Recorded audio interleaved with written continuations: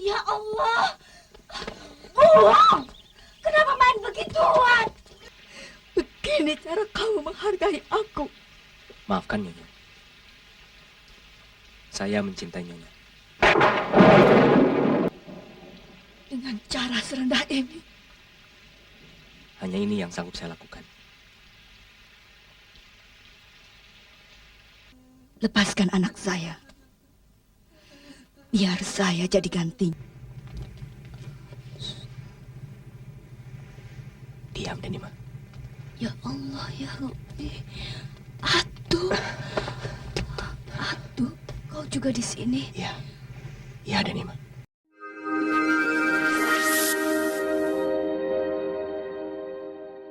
Serdadu Jepang akhirnya berhasil menemukan mereka, dan menembak mati Jinatu.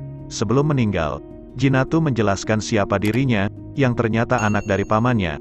Namun karena pamannya malu mengakuinya, akhirnya Waknatu merawat dan membesarkan Jinatu seperti anak kandung sendiri.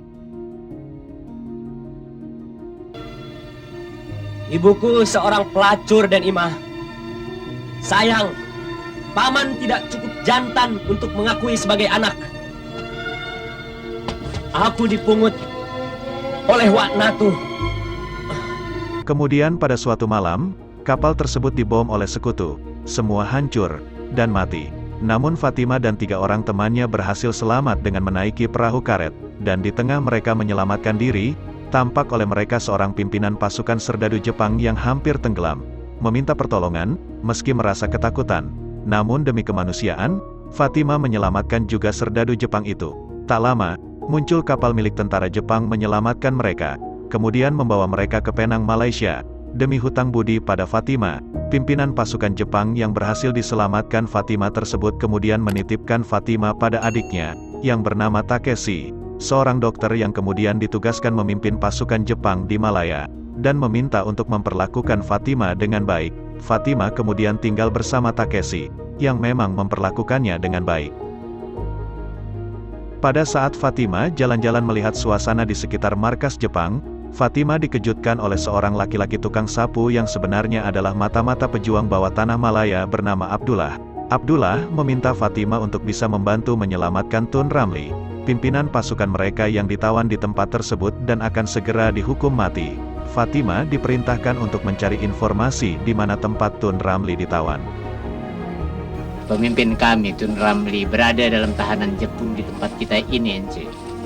Bila petang nanti tak berhasil kubebaskan, maka Kemis matahari terbit pagi, dia sudah tak bernyawa. Satu-satunya orang yang bisa menolong cuma Ence. Fatima akhirnya berhasil mengorek informasi tentang tempat tawanan pejuang Malaya lewat Takeshi yang kemudian didengar juga oleh Abdullah. Dibantu para pejuang lainnya, Abdullah berhasil membebaskan Tun Ramli, dan menghancurkan sebagian markas tentara Jepang. 1, 2, 3, 1!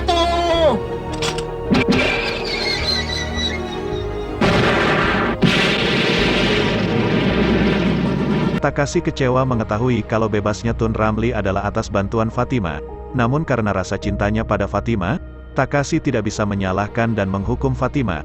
Takeshi malah berusaha menyelamatkan Fatima yang diinterogasi secara kejam oleh pasukan Jepang atas kaburnya tawanan penting mereka, Tun Ramli. Kemudian diam-diam Takeshi menyelamatkan Fatima, dan setelahnya lalu Takeshi melakukan harakiri. Karena dengan menyelamatkan Fatima, artinya Takeshi sudah berbuat khianat pada bangsanya, seperti yang dilakukan oleh Jepang sejati lainnya, ketika tidak berhasil menyelamatkan bangsanya. Fatima kemudian dibawa oleh Abdullah, dan dititipkan pada Cik Rohima istrinya, dan Mak Hapsah, karena Abdullah harus kembali melanjutkan perjuangan. Sejenak, Fatima merasa damai di tempat tersebut, karena perlakuan Cik Rohimah beserta penduduk kampung lain yang sangat baik kepadanya. Namun ketenangan Fatima tidak berlangsung lama, manakala Fatima mengalami demam tinggi, dan lewat Wan Bakar, orang yang membantu mengobati Fatima, diketahuilah kalau Fatima mengidap penyakit sipilis, dan menyangka kalau Fatima adalah seorang wanita penghibur, dan mengatakan kalau penyakit yang diidap Fatima adalah buah dosa dari pekerjaannya. Penduduk kampung yang tidak mau ikut tertular penyakit yang dibawa Fatima kemudian mengusir Fatima. mereka tidak mau satu kampung dengan perempuan tidak baik yang akan membawa kesialan pada kampung mereka. Akhirnya Fatimah pergi dari kampung, tinggal di rumah kecil Mak Hafsah yang jauh dari kampung tersebut. Mak Hafsah yang tidak mempunyai anak, sangat menyayangi Fatimah, dan menganggap Fatimah sebagai anaknya sendiri. Dengan telaten Mak Hafsah mengobati Fatimah, hingga kondisi Fatimah sedikit membaik. Tengku Abdullah datang menemui Fatimah, bersama Tun Ramli. Mereka memberi kabar kalau ada kesempatan untuk Fatimah bisa kembali ke tempat kelahirannya, karena Jepang sudah dikalahkan, dan Indonesia sudah menyatakan kemerdekaannya. Mendengar kabar tersebut, Fatimah merasa senang karena harapannya untuk kembali bertemu dengan anaknya akan segera tercapai. Bersama Tengku Abdullah, Fatimah ikut kapal kecil yang biasa menyelundupkan senjata ke perairan Medan. Namun di tengah perjalanan, perahu mereka diketahui oleh kapal patroli Belanda. Perahu yang ditumpangi Fatimah akhirnya hancur, dibom oleh tentara Nika. Namun Fatimah selamat, dan diangkut oleh pasukan Nika, dalam keadaan setengah pingsan.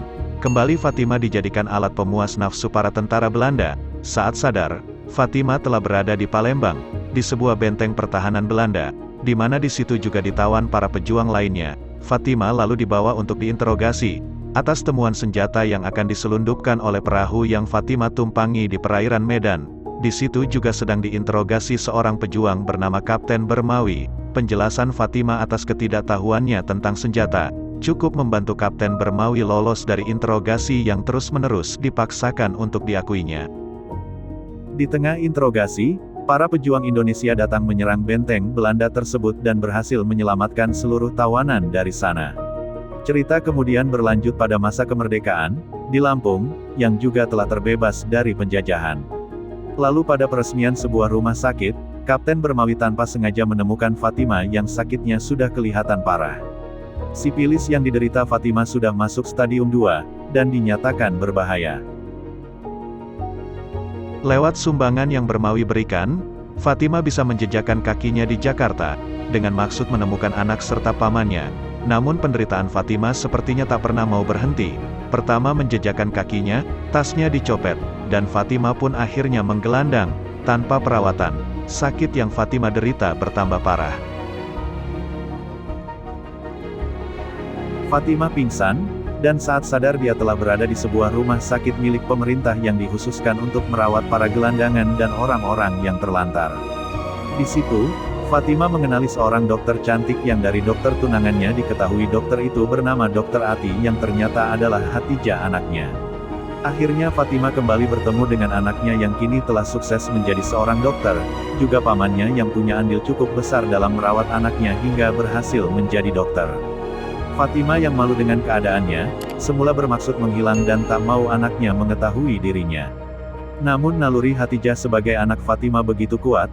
Bahagia dan terharu Hatijah merangkul Fatimah, ibu kandung yang telah membelanya dan setengah mati dirindukannya, dan cerita pun berakhir. To change your